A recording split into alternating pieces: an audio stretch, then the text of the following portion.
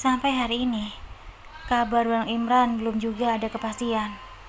Entah di mana abangku berada. Aku dan Fadil siap sorenya sepulang dari kerja, tanpa mengenal lelah selalu mencari keberadaan kakakku itu. Kutatap kaki palsu yang kubelikan oleh Dr. Lutfi untuk Bang Imran. Tak terasa buliran benih menetes di pipiku. Angan-anganku, Bang Imran bisa memakai kaki palsunya. Kini hanya sebatas inginanku. Sementara Bang Imran menghilang tanpa jejak. "Nak, kamu menangis?" tanya ibu yang berdiri di depan pintu kamar.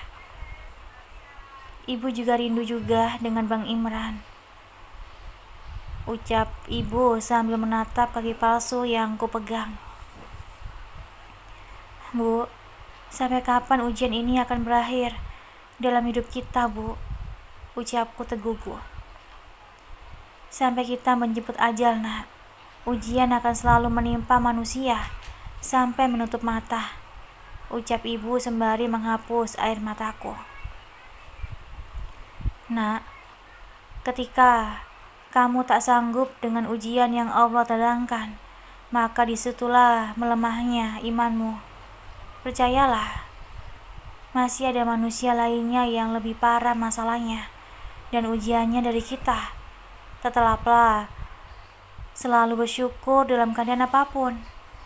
Ibu masih ada di sisimu. Bahkan makanan dan minuman tinggal kita makan. Lihatlah para manusia yang kekurangan air dan bahan pangan. Mereka masih tetap hidup karena atas rahmat Allah. Itu karena mereka mempunyai rasa syukur yang tinggi." Nasihat ibuku. "Riana bersyukur mempunyaimu, Ibu," ucapku sadar dan memeluk ibu dengan bangga. Sebagai manusia biasa, aku kadang lelah dan jenuh dengan kehidupan yang kujalani. Namun saat aku ingin menyerah, ibuku selalu ada untuk menguatkan bahuku agar aku bisa berdiri tegak. Esok adalah hari di mana aku akan bertempur dengan soal-soal ujian. Sepulang kerja, aku selalu menyisihkan waktuku untuk mempelajari kisi-kisi tentang soal ujian yang akan kuhadapi besok. Deru mesin mobil Bagas berhenti di depan rumah. Terlihat wajah Bagas sangat segar karena rambutnya masih terlihat basah. "Assalamualaikum," ucap Bagas tersenyum. Nak Bagas, mari masuk, Nak," sambut Biina sumringah. Setelah menyapa ibu dan mencium tangan beliau, Bagas pun melihatku dengan tatapan yang heran. "Kamu lagi belajar, Yana?" tanya Bagas. "Iya, Gas. Besok aku akan ikut ujian paket C," ucapku sambil memperhatikan soal pelajaran biologi yang bagiku agak sulit dipecahkan. "Bagus itu, Riana. Kamu kelihatan kesulitan. Boleh aku bantu?" tawar Bagas sembari melihat kisi-kisi yang diberikan oleh Pak Guru. Bagas pun membantuku memecahkan soal tersebut dengan mudah. Bagas sangat cerdas sekali. Pantas saja ia bakal menjadi calon seorang dokter. "Makasih ya, Pak Guru," ucapku menggoda Bagas. Kamu bisa ajar, Yana. Oh ya, besok pagi aku anterin ya. Kebetulan besok aku nggak masuk kuliah," ucap Bagas menawarkan diri. "Gas, besok itu aku masuk kelas jam 7:20. Kasihan kamunya, pagi buta harus menyetir mobil dari Jakarta. Aku diantar Pak Bram kok, Gas," ucapku menolak Bagas secara halus. Aku cuma kasihan padanya karena harus capek hanya untuk mengantarku ke sekolah. "Oh, gitu ya," ucap Bagas agak kecewa. "Nggak apa-apa kok, Riana. Besok aku tetap akan datang dan memberimu support," ucap Bagas tetap kekeh ingin datang. "Makasih banyak ya, Gas. Kamu memang teman terbaikku," ucapku tersenyum. "Iya, teman," ucap Bagas memijat tengkuknya dengan cengengesan. Tak lama Lingsing dan Fadil pun pulang bersama. "Sudah lama, Bang?" tanya Fadil. "Lumayan, Dil," ucap Bagas. Suasana menjadi semakin ramai. Biina yang terlihat dari tadi rupanya sibuk membuatkan kami kue cucur. Pas sekali disantap saat santai dan ramai seperti ini. "Makasih ya, Bi. Kuenya enak banget," ucap para tamuku. Kulihat bibir ibu belepotan dengan minyak. Karena minyak dari kue cucur, aku mengusap bibir beliau dengan baju yang ku pakai. Bang Bagas, Mbak Riana itu memang cantik ya, Bang? Saking cantiknya, Bang Bagas tidak berkedip dari tadi," goda Lingsi pada Bagas. "Oh, itu Riana ngelap mulut ibunya pakai bajunya," ucap Bagas gugup. "Memang mbakku itu begitu, Bang. Caranya unik, tapi sangat berkesan. Bajunya memang serbaguna tuh," ucap Fadil berhasil membuat kami tertawa lepas. "Besok kita pasti akan datang dukung Mbak satu ujian," ucap Lingsi. "Makasih ya, Lingsi," ucapku tersenyum. Benar kata ibu, kita tidak boleh menjadi manusia yang mengeluh, berkumpul, dan bersendagurau seperti ini adalah salah satu bentuk nikmat dari Allah. Masih banyak orang yang hidup sendirian dan bersedih karena kesepian. Pagi pun tiba, seperti janjinya Pak Bram. Bosku itu sudah datang tepat waktu.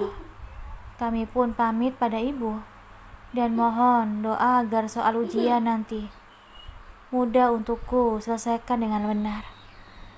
Saat masuk ke dalam kelas, suasananya begitu mencekam. Raut wajah teman sekelasku begitu tegang, namun aku dan Suci terlihat lebih santai. Hari ini ujianku sangat mulus, dan aku bisa menyelesaikan jawaban soal dengan mudah dan benar. Begitu juga dengan Suci, teman baruku. Saat keluar kelas, terlihat mobil Bagas dan Lingsi sudah terparkir. "Gimana ujiannya?" ucap Lingsi dan Bagas secara bersamaan. "Alhamdulillah sukses," ucapku senang. "Kenalin Gas, Lingsi, ini temanku Suci," ucapku mengenalkan Suci pada mereka berdua. Tak lama mobil Pak Bram pun datang menjemputku. "Wah, Riana, kamu beruntung banget dikelilingi sama orang-orang baik dan kaya semua," ucap Suci kagum. Tiba waktunya pulang, aku menjadi dilema. Harus pulang bersama siapa? Karena ketiga-tiganya menawarkan diri untuk mengantarkanku pulang. Dan akhirnya aku terpaksa memilih naik mobilnya Lingsi agar netral. Tampak wajah Bagas dan Pak Bram terlihat sedikit kecewa. Sampai di rumah, kami pun mengobrol bareng lagi. Bagas, Lingsi, dan Pak Bram, dan Suci juga ikut bergabung bersama kami. Tiba-tiba saat kami asik bersendagurau, Erni datang ke rumah dengan sepeda motornya. "Erni," ucapku bersamaan dengan Pak Bram. "Maaf jika saya mengganggu, bolehkah saya ikut bergabung?" Izin Erni berharap. "Dengan senang hati nih, sini, aku kenalin semua sama teman-teman aku," ucapku ramah pada Erni. Aku pun memperkenalkan Erni kepada Suci, Bagas, dan Lingsi. Kulihat mata Erni terlihat bengkak, sepertinya ia usai menangis. "Wah, semakin ramai aja, tiap hari seperti ini ya. Bibi senang sekali lihatnya," ucap Biina sumringah. "Iya, Bi, habisnya rumah ini benar-benar sangat nyaman, karena rumah ini ada gulanya," canda Lingsi. Pak Bram dan Bagas saling pandang dan tersenyum. Entah apa yang di dalam pikiran mereka berdua. Para tamuku sudah pulang satu persatu. Kini hanya menyisakan Erni saja di rumahku. Sementara Suci diantarkan Bagas pulang ke rumahnya. Maaf nih, aku harus datang ke sini membawa tangisku, ucap Ernie terisak. Ada apa nih? Tanyaku khawatir. Aku hanya ingin ditemani Riana saja. Aku ingin mencari ketenangan agar hatiku terasa damai, ucap Ernie menghapus air matanya. Nih, sholatlah, mengajilah. Itu adalah obat hati yang paling mujarab supaya hati kita tenang. Mencari kenangan pada manusia tidak akan pernah kamu dapatkan dan malah akan membuat hatimu menjadi bimbang. Mungkin hanya sesaat kau rasakan tenangnya, ucapku pada Ernie. Boleh aku menginap di sini, Riana? Ucap Ernie berharap. Maaf nih, bukannya aku tak mau mengajakmu menginap di rumahku. Namun saat ini posisi kamu adalah istri orang. Kamu tidak boleh keluar rumah tanpa seizin suamimu. Apalagi kamu sedang bertengkar. Jika kamu punya masalah, selesaikan masalahmu terlebih dahulu dengan baik-baik.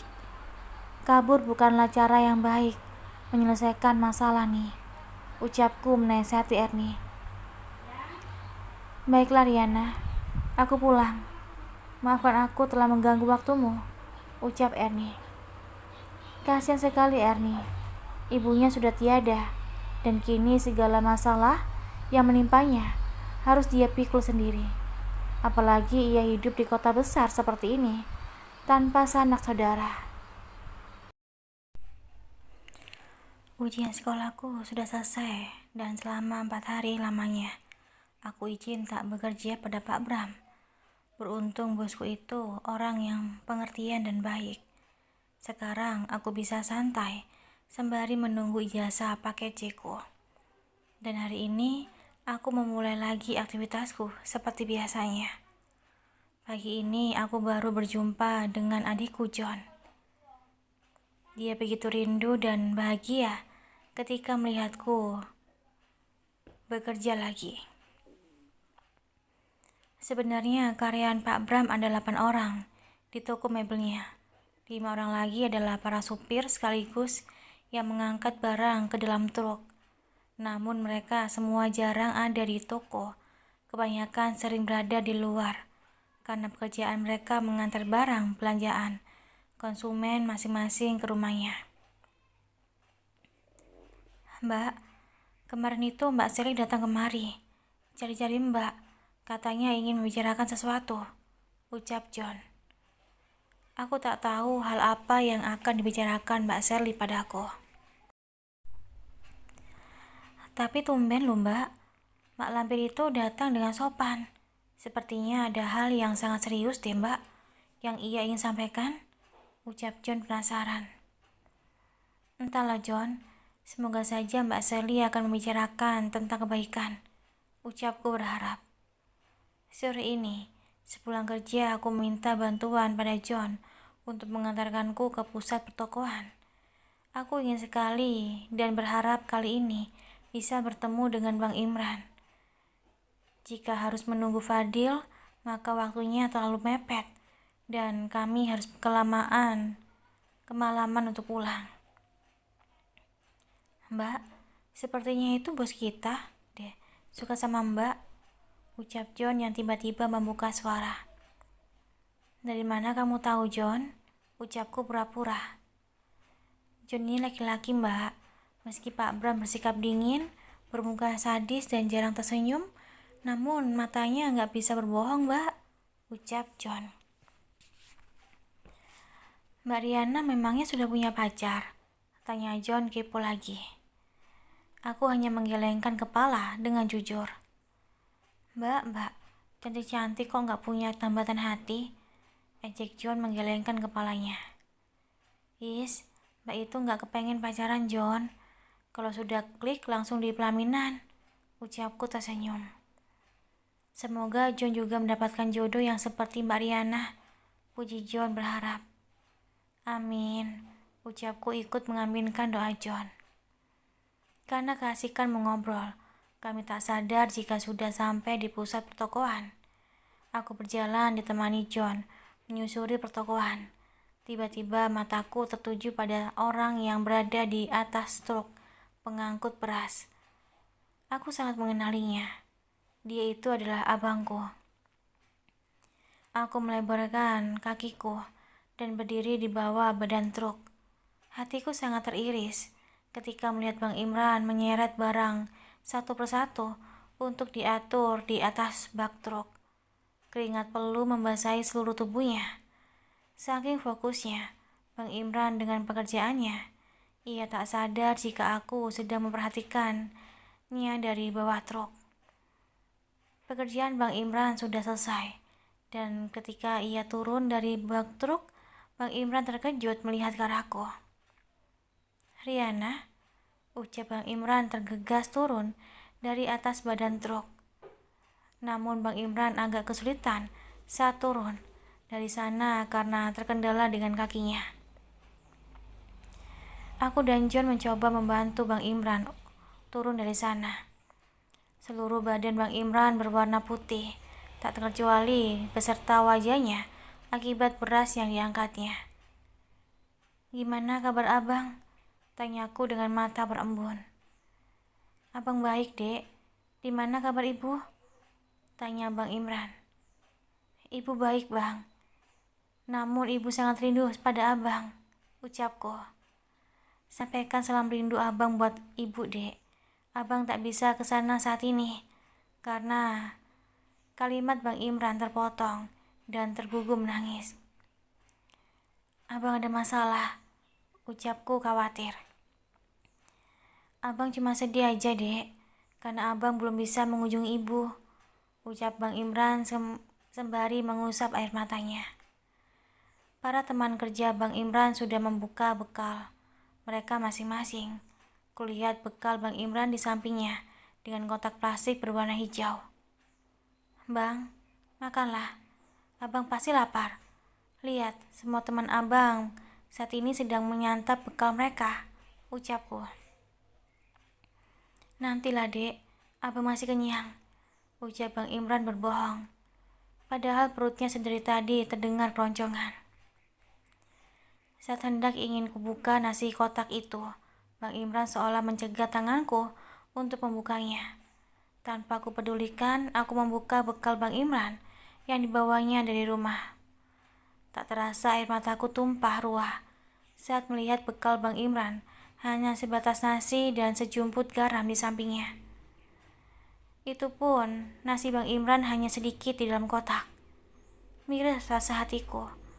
Saat aku di rumah memakan makanan enak, malah abangku sendiri hanya menyantap makanan seadanya. John yang ikut pun ikut menangis. "Bang, ayo kita makan ke sana," tunjukku sambil memapa Bang Imran untuk jalan. "Terima kasih banyak, Dek, traktirannya," ucap Bang Imran tersenyum. "Bang, ikutlah dengan Riana sekarang. Apapun alasan abang, Riana tidak mau tahu. Kasihan ibu, Bang. Sangat rindu pada abang," ucapku memaksa. "Baiklah, Dek, tapi abang pulang sebentar ke rumah untuk membersihkan diri dulu," ucap Bang Imran setuju. Sebenarnya Bang Imran tak ingin kami ikut ke rumahnya. Namun aku tetap saja tak mau menunggu Bang Imran di pusat pertokoan. Dengan terpaksa, John harus menenteng motornya agar bisa berjalan bersama. Padahal aku sudah menyuruh John untuk pulang saja. Namun John tetap ingin bersama kami. "Kenapa kita berhenti di sini, Bang?" tanyaku heran. "Maaf, Dek. Inilah yang abang khawatirkan. Jika kamu ikut, kamu pasti akan bersedih melihat ke tempat tinggal abang," ucap Bang Imran. Rumah kardus bekas yang ditempelkan di kayu bambu sebagai dinding dan atap rumah. Air mataku dari tadi sudah tak bisa aku bendung lagi melihat keadaan miris Bang Imran. Saat aku memasuki rumah kardus Bang Imran, terlihat tumpukan baju Bang Imran yang tersusun rapi di sudut rumah kardusnya, dan sebuah bantal yang terbuat dari kapuk randu untuk dia sandarkan kepalanya ketika melepas lelah. Tak ada selimut dan lebih parahnya lagi ketika dinginnya angin malam menusuk kulit. Setelah Bang Imran membersihkan diri di sumur terdekat, Bang Imran pun mengganti bajunya dan ikut bersama kita. Sebelum pergi, aku memberikan sedikit rezekiku pada teman-teman Bang Imran yang juga ikut tinggal di komplek rumah Gardus. Tidak hanya aku, John pun ikut menyisihkan rezekinya untuk mereka. "Mbak, John langsung pulang ya, Mbak," ucap John duluan pulang ke rumahnya dengan sepeda motornya. Sementara aku dan Bang Imran naik angkot menuju rumah. Sampai di rumah, terlihat wajah ibu begitu sumringah melihat Bang Imran datang. Dengan rasa rindu yang teramat, ibu pun memeluk Bang Imran dengan erat. "Maafkan Imran, Bu. Imran baru sekarang bisa mengunjungi ibu," ucap Bang Imran terisak. Aku pun masuk ke dalam kamar dan mengambil kaki palsu yang aku beli untuk Bang Imran. "Bang, ini untuk abang," ucapku memberikan kaki palsu itu pada Bang Imran. "Dek," ucap Bang Imran menangis haru. "Pakailah nak," ucap ibu sembari membantu Bang Imran memakaikan kaki palsunya. Layaknya anak kecil, Bang Imran dibimbing ibu untuk berjalan. Ibu memegang tangan Bang Imran saat mencoba melangkah dengan kaki palsunya. "Hati-hati nak," ucap ibu bahagia, sementara Bang Imran tak bisa membendung air matanya yang tumpah ruah. Hanya beberapa langkah berjalan, Bang Imran langsung memelukku dan mengucapkan terima kasih. Bang Imran tak diizinkan pulang oleh ibu karena ibu masih rindu dengan Bang Imran. "Bu, kapan-kapan Imran akan nginap. Imran tadi dijemput Riana di tempat kerja. Imran tak sempat memberitahu istri Imran di rumah, takutnya ia khawatir," ucap Bang Imran beralasan. "Imran, ibu tahu kalau kamu sudah tak bersama dengan anak istrimu, dan ibu tahu kamu sudah tak tinggal lagi di rumahmu. Ibu datang ke sana, nak. Tidak usah membohong ibu lagi. Ibu sudah tahu semuanya. Ibu tahu kamu itu lelaki dewasa dan bisa bertanggung jawab atas dirimu sendiri. Namun sebagai ibu, ibu tetap sangat khawatir tentang keadaanmu. Badanmu yang sangat kurus, tak memperhatikan jika kamu baik-baik saja. Ibu mohon padamu, tinggallah bersama ibu di sisa waktu ibumu ini," ucap ibu menangis. "Bu, maafkan Imran, Bu. Imran selalu membuat ibu merasa susah karena ulah Imran," ucap Bang Imran menangis tergugu di pelukan ibu. "Bang, besok Fadil akan ajak abang melamar kerja di tokonya Bos Li," ucap Fadil. "Beneran, Dek?" ucap Bang Imran senang. Fadil hanya menganggukkan kepalanya.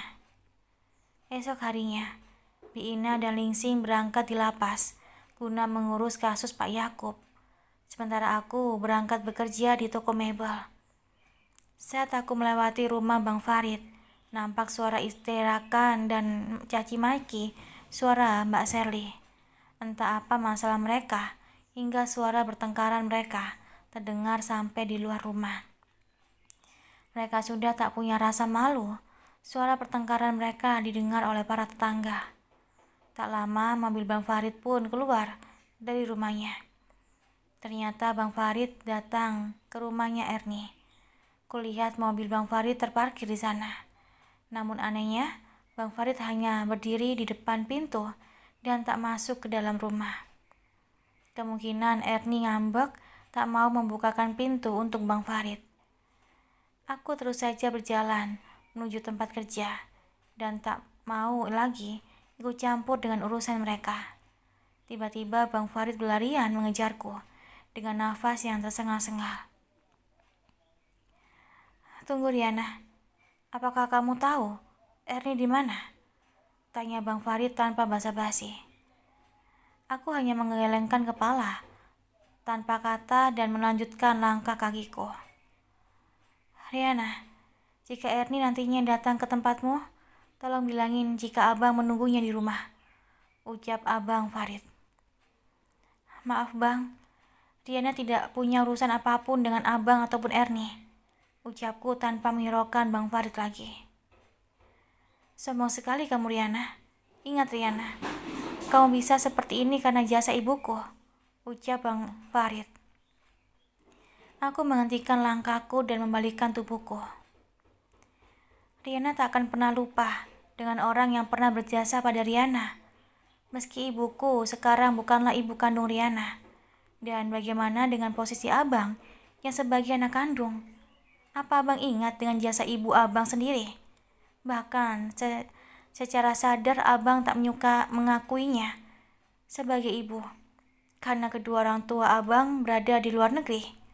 Sungguh kasihan hidupmu bang. Demi perempuan, abang rela tak mengakui ibu abang sendiri. Dan demi perempuan juga, abang rela harga diri dan kehormatan abang diinjak-injak. Sekarang abang mengingatkan Riana tentang jasa seorang ibu. Dasar tidak punya malu, ucapku meninggalkan bang Farid masuk ke dalam toko. Terima kasih udah dengerin audio di Eva Family. Jangan lupa like, komen, share, dan juga subscribe ya. Aku tunggu. Terima kasih.